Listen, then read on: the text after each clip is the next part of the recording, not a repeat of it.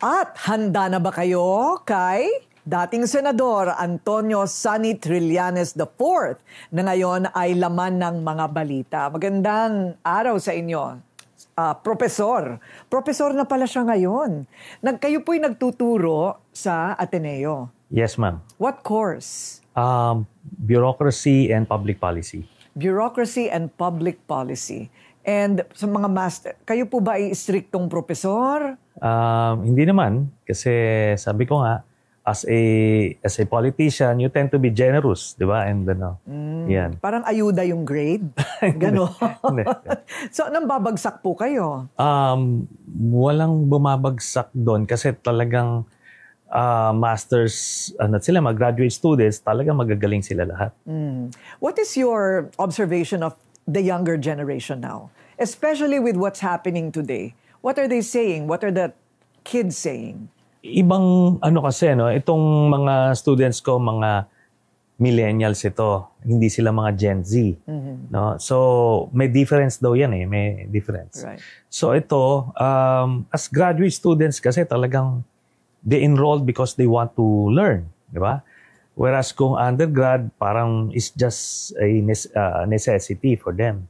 So, iba yung attitude. Kaya maganda. Maganda yung atmosphere sa classroom. Galit sila sa ngayon? Galit sila sa ngayon?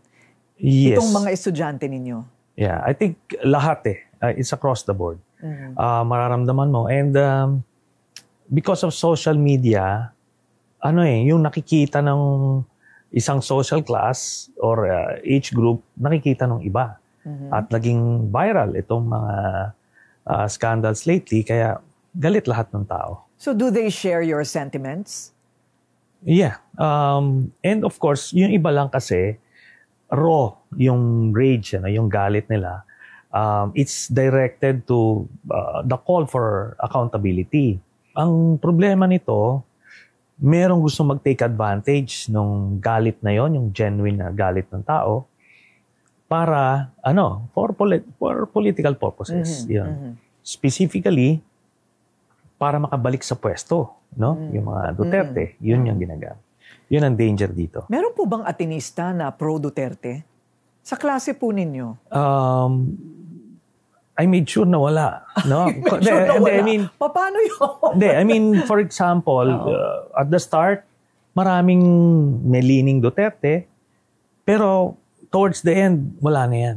Ayun. Okay. Kasi kailangan mamulat ko sila It's a challenge. But how do you differentiate your opinion from fact? Hindi naman. Kasi facts-based mainly. I let the facts open their eyes to parang ganon. Okay, so commercial break yun. Kasi gusto ko lang malaman ano bang ginagawa ng isang Sonny Trillanes itong mga panahon na ito. And everything is connected. In every place I go to, wala nang pinag-uusapan kung hindi itong nangyayari ngayon. So I imagine even in your class, no? Recently, you filed a plunder complaint against Bongo. And sinama na rin si dating Pangulong Rodrigo Duterte. 7 billion infrastructure contracts. Ano po ba yung, just to refresh our memory sa mga nasabi na po ninyo, ano po ba yung mga konkretong ebidensya para ito po ay mapatunayan? Ang konkretong ebidensya rito, yung mga kontrata mismo. Kasi ang bawal, based sa ating mga batas, kapag may kamag-anak ka na nag-engage ng business with ahensya mo sa government, within your sphere of influence, bawal yon.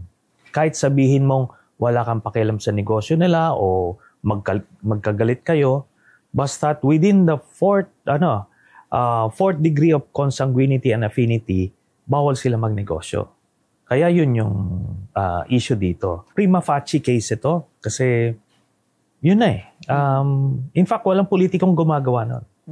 Na magbibigay sila ng kontrata with their father and brother. Walang ganun. Ito maaaring hindi pa po natanong. Yung sinasabing gray area, o yung the ambiguity in the law. Dahil habang mayroong mga definition ng graft and corruption, disallowing government officials from having relatives up to the third degree. only applies to the President, Vice President, Senators, Speaker of the House, but not necessarily to all public officials. Covered yan doon sa Anti-Graft and Corrupt Practices Act, tsaka doon sa Republic Act 6713, yung Code of Conduct and Ethical Standards of Public Officials. Ando doon lahat yun. It's for everyone. Otherwise, kung pwede yan, di bawat mayor, governor, pwede nilang ibigay doon sa i-award yung kontrata, yung gawin nilang contractor yung kapatid tsaka tatay nila. Di ba? It's going to be very messy. Tsaka talagang pagkakakitaan na talaga yung ating gobyerno. Pero marami na rin po talagang ganyan ang sitwasyon.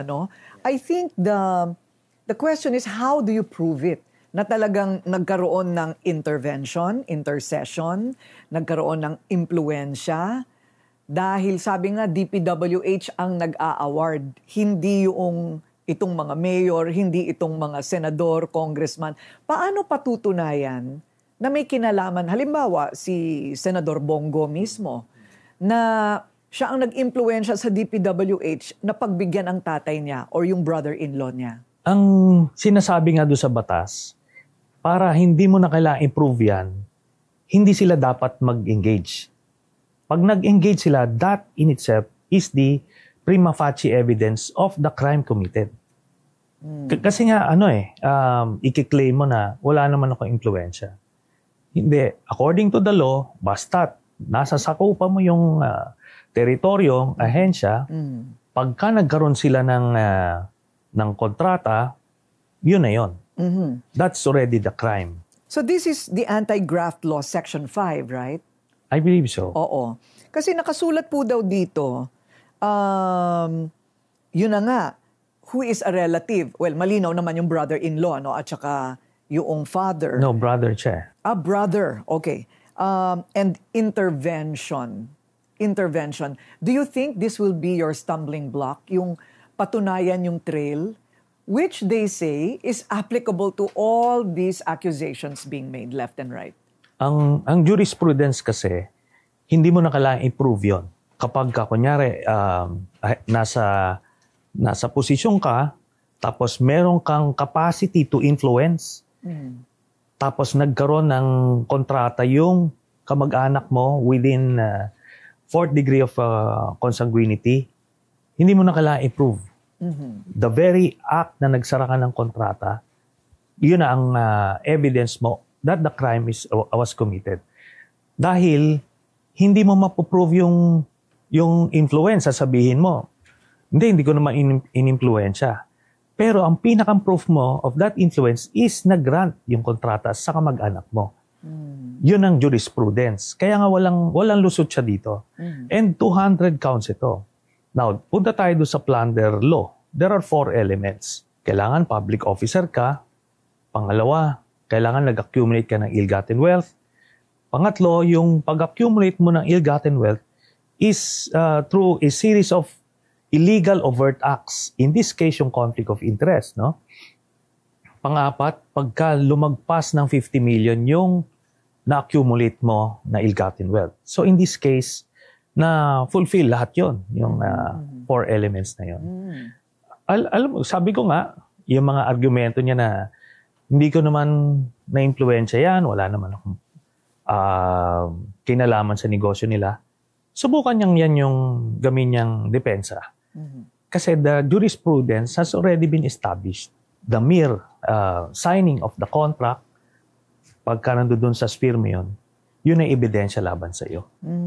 Okay. Sphere, when you say sphere, yung kanyang baluarte. Yes. Baluarte. Oh. And for example, nung nasa Davao siya, executive assistant sa ni Duterte, pwede sanang sinabi niya doon sa tatay at kapatid niya, doon na lang kayo sa Visayas o sa Luzon magnegosyo. Yun, pwede yun eh. Lagpas sa sphere of influence niya.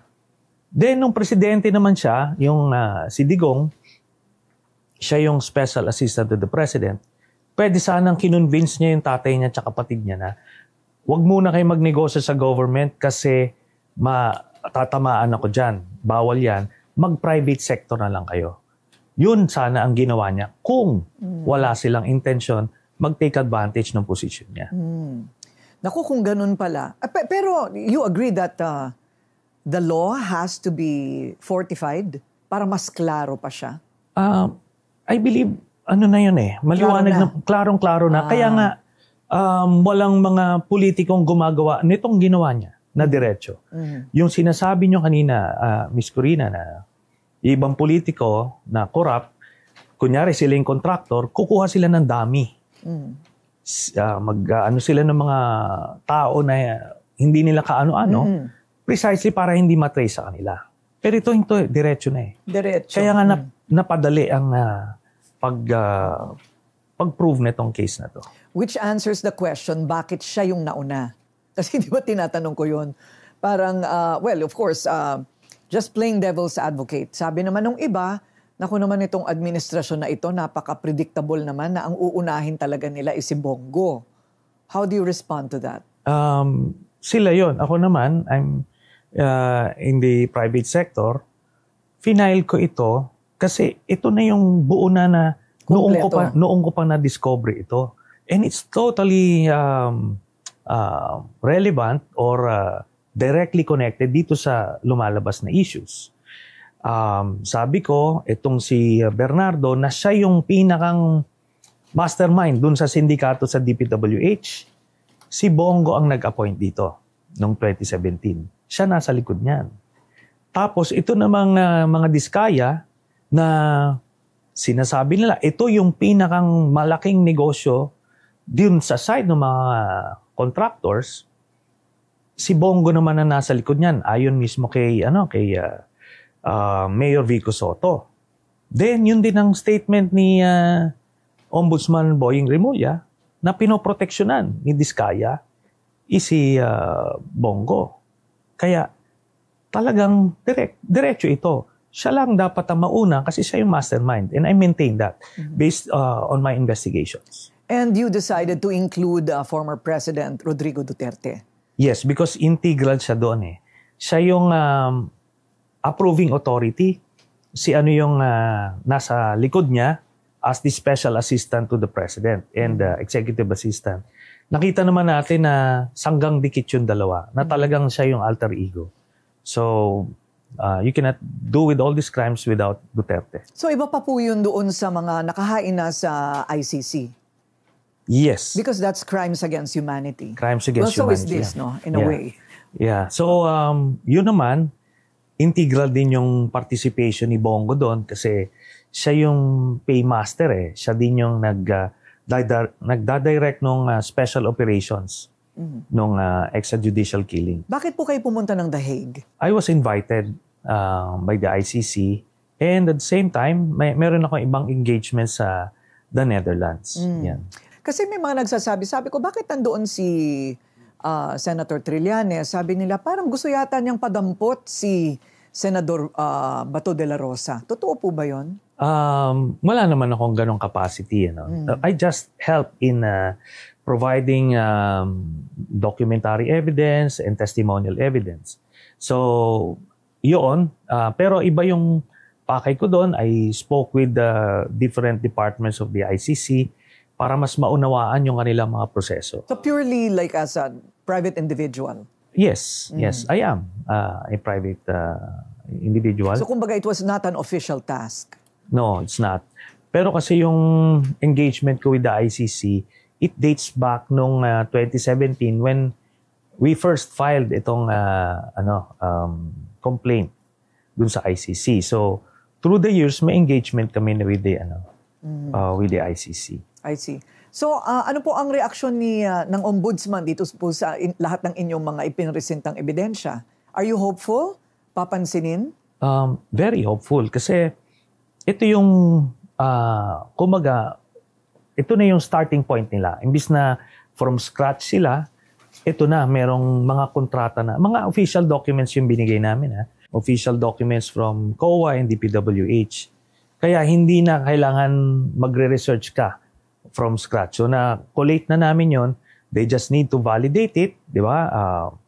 And further expand it kung may kailangan pa silang mga ebidensya. So, Ano po ang reaksyon ninyo dito sa, well, yung pinakahuli po, yung interview kay dating presidential spokesperson Sal Panelo, no? Na ang tawag po nila sa inyo ay trililin. Naiinis ka ba? Hindi po. Hindi ka naiinis doon? Alam nyo kasi nung high school ako, ang tawag din sa akin, yung thriller. Thriller o kung ano man, parang binabago-bago yung apelyido.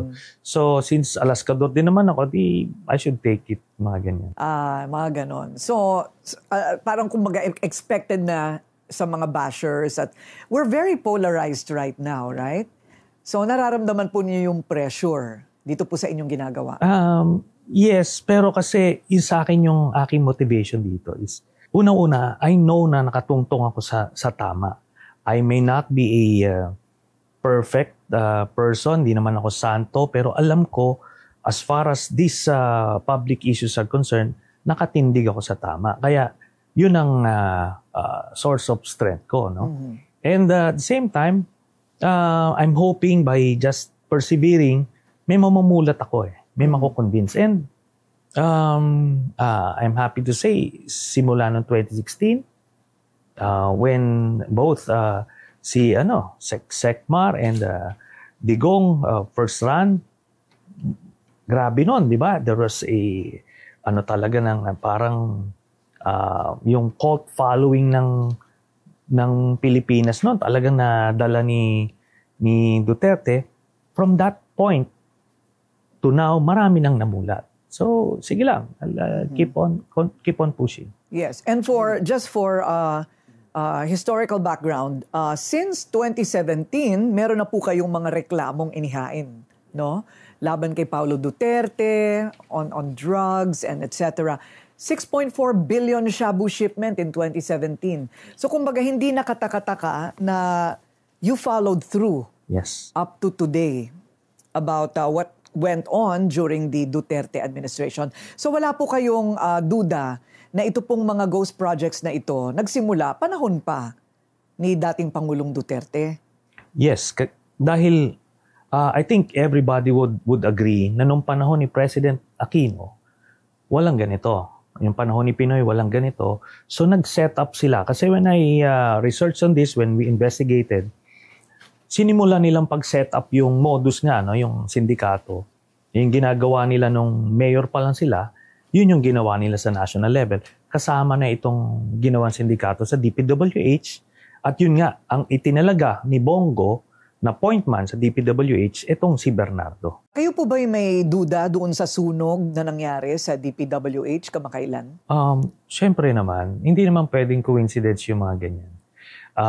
These things do not happen at random, but marami kasing kopya niyan may kopya na yung COA dyan, may kopya na, maraming hindi naman matatago yan totally.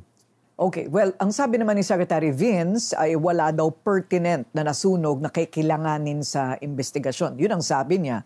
Pero sabi ko, materials validation tsaka calibration, di ba importante yung pag-analisa ng mga materials na ginagamit sa isang proyekto? Yes, pero ngayon may digital copy na rin. May digital copy, tapos meron na silang cloud na copy. Isi-certify lang yon. Maraming ways to certify yung right. Yung mga documents na yan.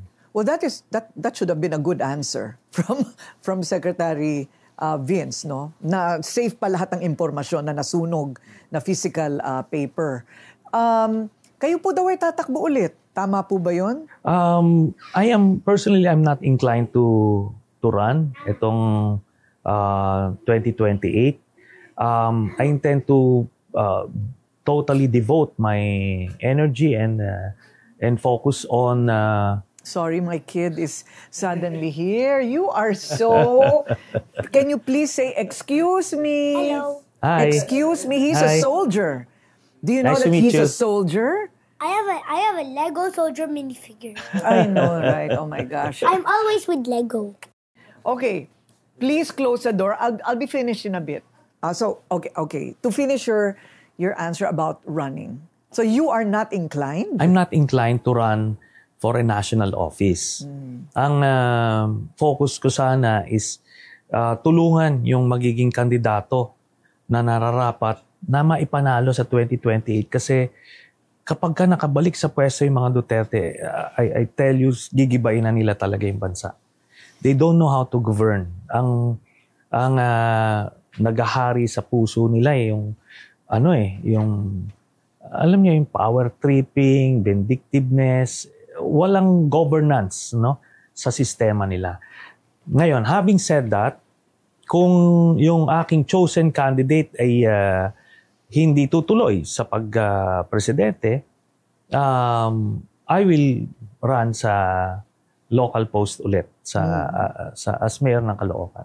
And that has nothing to do with your prominence these days. Alam nyo naman yung media, Miss Corina, pagka hindi nyo swordy yan, hindi naman papansinin yan. I've been living quietly the past 6 years, kaso talagang kailangan gawin ito eh. And ginagawa natin. Okay, talking about yung mga kaganapan behind the scenes, no? Nakausap po namin si Colonel Ariel Querubin at halos kinumpirma na niya sa amin dito rin na talagang nagkakaroon ng usap-usapan ng mga retirado na mga general, hindi na niya binanggit kung sino, tungkol sa posibilidad at paghahanda sa posibilidad ng isang revolutionary government. You are also a veteran of people power and uprisings. Ano po nakikita ninyo? Ano po nababalitaan ninyo? Totoo ba na naghahanda sila? Yes, may mga pagkilos na ganyan at kinumpirma naman yan ni AP Chief of Staff General Brownell. Ang issue ko lang kasi dyan, ganito eh. Nung panahon ni Duterte na pinapatay yung mga Pilipino, grabe nun yung sitwasyon. Ang tanong ko, asan sila? They were actually siding with Duterte, okay lang sa kanila yon. Sa hierarchy kasi ng krimen, grabe yung ginawa ni Duterte. Aside pa sa corruption yan, billion-billion yung ninanakaw ng time na yon, libo-libo yung pinapatay, pero quiet sila. Di ba? And worse, kakampi pa yung iba, the very same people na naghahangad ng revolution ngayon, kakampi nila si Duterte noong mga panahon na yun. Parang may problema dun sa moral compass. Mukhang nabaliktad. Kaya yun yung issue ko doon. But syempre, still, andyan yan, ginagawa nila yan. Sorry, the issue being, ang motibo ng mga nagpaplano for a revolutionary government is to reinstall Duterte. Yes. Di ba? Parang anong cause yun? Kung sa amin, ginawa namin yun for kung ano mang, even sila, Sir Ariel, ibang mga reason sila. Yung sa amin, against corruption.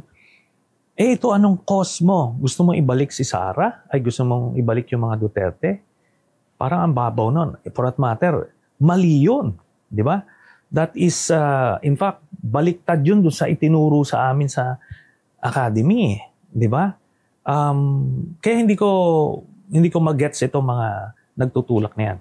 To be fair, meron din mga nagtutulak na mawala sila lahat. Di ba? Ayaw nila din kila Duterte. Pero, ang danger kasi nito is, at this point in time, masyadong magulo sa mundo. At pagka nagkaroon ng ganyang interregnum, mas mananaig yung mga puwersang organisado. In this case, yung mga Duterte. So, ganun pa rin ang suma nun. Makakabalik sila sa pwesto. Therefore, babalik na naman yung mga pogo, yung policy niya pro-China, tapos tong corruption, isabong, lahat, EJK, babalik lahat yun. We will relive that nightmare that we had nung 2016 to 2022. Ayoko mangyari yun. Kaya magiging hadlang ako dito sa mga plano nito mga to. Okay. So, may tipping point ba kayong nakikita? November 30, magkakaroon po ng kilos protesta na naman kung wala pa ring mapakulong o malinaw na indicted. Ano sa palagay ninyo ang mangyayari? Yung tipping point, actually, depende yan sa taong bayan. Kung hanggang saan sila.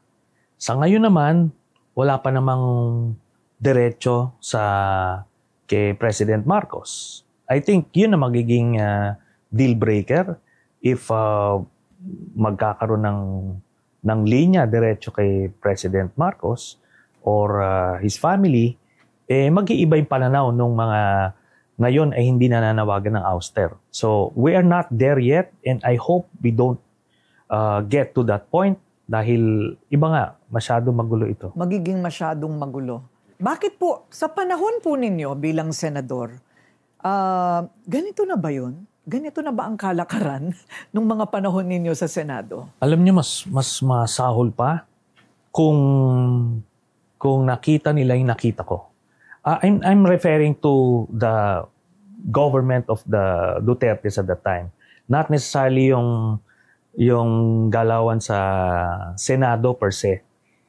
Yung administration ni Duterte is the worst in history. No? Grabe yung patayan, giniba yung iba't ibang institusyon, yan yung media, ABS-CBN, di ba? Rappler, Inquirer, talagang sinira nila. Pati yung church, in-intimidate, hinaras, may mga parang pinatay. Civil society, talagang, in-intimidate. Yung political opposition, di ba, pinersecute. Si Senator De Lima, without any crime, pinakulong. They tried it sa akin as well. Falling short of that, pinailan ako ng kaliwat kanang libel cases, mga harassment cases, and even yung aking amnesty, kinancel nila para lang mapakulong ako. So maraming ginawa. Tapos habang ginagawa nila yan, to check yung mga watchdogs of society, biglang nagnanakaw sila behind the scenes. Yung formally, tens of billions of pesos na ninakaw dyan. Kaakibat niyan yung pagbili ng Sinovac. Tinubuan nila yon. Yung bawat bili nila ng isang vial ng Sinovac vaccine, tinubuan ng 2,000 piso. 50 million vials ang bilhin natin. So with just one deal, 100 billion pesos ang kinita. Itong grupo rin nila Duterte, nila Michael Yang, it's the same people. Tapos ito yung sa DPWH, sa Customs, BIR, iba't ibang sindikato ang tinayo nila. Kaya so much worse yun ang nangyayari noon. But what about senators today na nadadawit? Kung sa ganitong levels, siguro wala. Kasi nung time na yun, centralized kina Bongo, Duterte. Sila yung nagnanakaw. Yung kay Pulong, biruin mo, 51 billion pesos in one district. Kahit itong nakakahimatay na ng mga amounts nung mga lumalabas ngayon, pero it's nothing compared to the 51 billion ni Pulong, the presidential son. Involved pa sa drug smuggling ito, ha? Tapos partner pa ni Duterte, itong si Michael Yang na drug lord. No, nag-set up ng cartel. Kaya nga, at any angle, talagang sobrang lala. No? Are you hopeful about the ICI? We don't have any choice but to give it the benefit of the doubt. So until maglabas sila ng kanilang findings, we would have to withhold our judgment. Pero given the trend, I am confident may mapapanagot talaga. Mga senador, congressman, para talagang it's a rude awakening for everyone. So you also believe na kailangan isa publiko. Sabi nila magla-live, hindi, budget pala yung live streaming. Pero yung sa ICI, they will be as transparent as they can. Yeah. So ang sinasabi po ninyo, wala namang choice. Kailangan natin silang subukan muna, no? What about the budget? You believe that kailangan pambawasan o mag-reallocate, repasuhin ang budget para mapunta sa mga talagang nangangailangang departamento ang matagal nang ibinibigay lahat sa DPWH? I agree. Kailangan talagang i-review yan. Alam nyo, I used to be a procurement officer when I was in the Navy. So alam ko yung proseso na yan. Meron kaming tinatawag na agency estimate. Yung meaning, pag nagka-canvas ka, kunyan, may bibiling kayo isang gamit, ano yung prevailing market value niyan? So dapat hindi ka tataas dyan ng 20%. Ang ginawa kasi dito ngayon sa DPWH, tinaasa nila yung agency estimate. Kasi, para magkaroon sila ng malaking flexibility, kailangan yung reviewin. Kasi simpleng presyo ng semento o isang bloke ng kalye, magkano talaga yan? Yung direct cost. Tapos, yung contractor's margin, sabi mo ng 25%, then yun na dapat ang agency estimate mo. Ito hindi Parang times 3, times 4 yung presyo. O kaya, yun na ngayon. That's how they circumvented everything. Huling tanong na lang po ito, meron pa ba kaming maaasahan na lalabas po mula sa inyo? Kasi ang balita ko, meron pa daw kayong hindi pa inilalabas. Okay.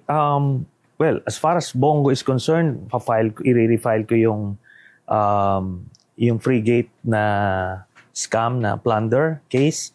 Yung may binili tayo, binayaran natin, pero ang binigay sa atin, yung mga segunda klase na mga equipment. Kaya, billions din yung natipid ng contractor. Tapos, ito na, sila Bongo rin yung nakilabang. Aside from that, meron mag-file, not necessarily ako, tungkol kay Vice President Sara Duterte, yung sa confidential funds niya. At yun na ang magiging daan para makuha yung mga bank accounts ni Sara. Pag nakita yon, makikita yung dividendo nila from the drug lords. Namin sinasabi ko noon pa, sila magkakapatid, binibigyan sila every 6 months. Tapos, meron pa sila makikitang iba dyan. Makikita nila kung gaano kalaki ang pera na ninakaw ng nila Sara Duterte kasama si Mans Carpio. And we're talking about billions. So it's not just the 160 million It's not. confidential fund. Billions ito. Doon nila makikita yung pera ni Sara Duterte and Mans Carpio. Kailan po mangyayari ito? Pagka na-file na nila, so the Ombudsman, through the Memorandum of Agreement with AMLAC, pwede nila makuha lahat yun. Flag transactions. Malapit na po sila mag-file. I think so. I believe so. Ginagawa na ho. Wow, we have a headline. Thank you very much. Marami pong salamat. Thank you, ma'am. Kami ang boses ng masa, hindi natatakot. Katotohanan lang, di kami nalulunod. Walang bahid ng sismis, lahat ay totoo. Kahit sino ka pa, pag mali ka babanatan ka. Walang pinipili kulay, wala kaming kinikilingan. Basta para sa bayan, kami lalaban. Pagdama palakpakan, pag mali banatan. Di matitinag, di matatakot, para sa bayan tuloy ang sigaw. Sa harap ng kamera, walang halong takot. Mga baluktot, lahat kayo'y tutumba. Ang hustisya at totoo, yun lang ang mahalaga. Kahit sinong harang, di kami matitinag.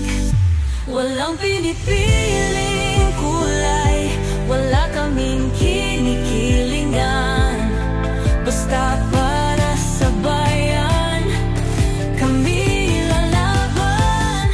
Pag tama palakpakan, pag mali banatan. Di matitinag, di matatakot, para sa bayan tuloy ang sigaw. Kung nasa tama ka, ikaw ay aming kasama. Pero pag mali ka, handa ka na bang mabasag? Banateros kami, walang inuunan.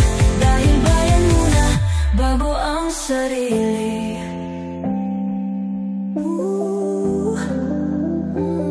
Bago ang sarili.